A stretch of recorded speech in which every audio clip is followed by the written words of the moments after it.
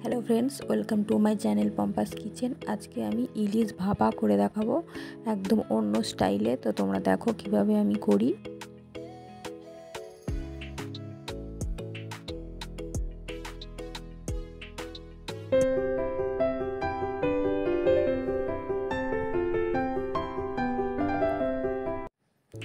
तो आमी एखाने 4टे माछ निये निয়েছি আর এতে নুন হলুদ মাখিয়ে নিয়েছি আর দুটো কাঁচা লঙ্কা চেরা দেবো এর মধ্যে আর একটু তেল দেবো 2 চামচ মতো তেল দেবো দিয়ে এটাকে আমি ম্যারিনেট করে 5 মিনিট রেখে দেবো।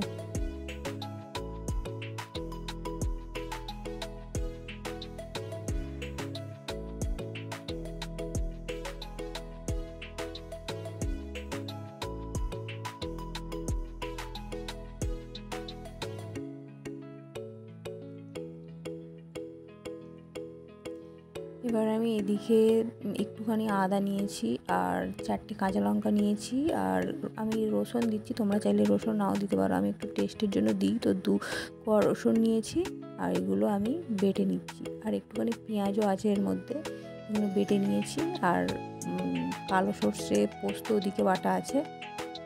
তো দেখে নাও আমি কড়াইতে তেল দিয়ে দিয়েছি, আবার 3-4টে লঙ্কার চেরা দিয়ে দিয়েছি, এর মধ্যে একটু বেশি করেই তেল দিয়েছি।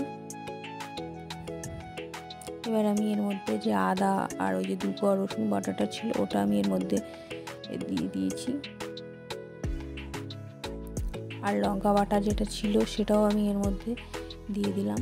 এর মধ্যে অনেকই কাঁচা লঙ্কা ব্যবহার করতে হয়, এখানে চেরা লঙ্কা দিয়েছি আগে ম্যারিনেট করতে, তারপরে এখানে তেলে দিয়েছি 2টো লঙ্কা, আবার বেটেছি 4টে লঙ্কা আর এবার আমি জিরে বাটাটা দিয়ে দিলাম আর পোস্ত বেটে রেখেছিলাম সেটা দিয়েছি আর পরিমাণ মতো নুন দিয়েছি,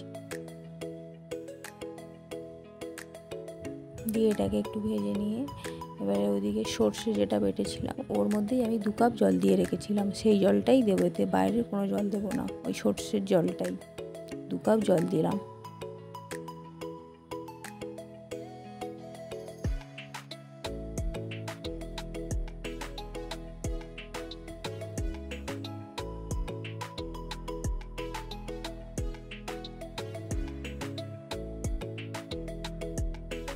এবার এটা ফুটে গেছে, এর মধ্যে আমি ম্যারিনেট করা মাছটা এর মধ্যে দিয়ে দেবো।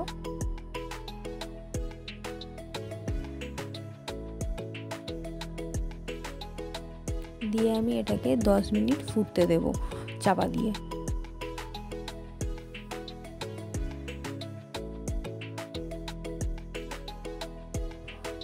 দশ মিনিট পর দেখো এটা খুলেছি, হয়ে গেছে প্রায়। এবার আমি এটাকে নামিয়ে নেব।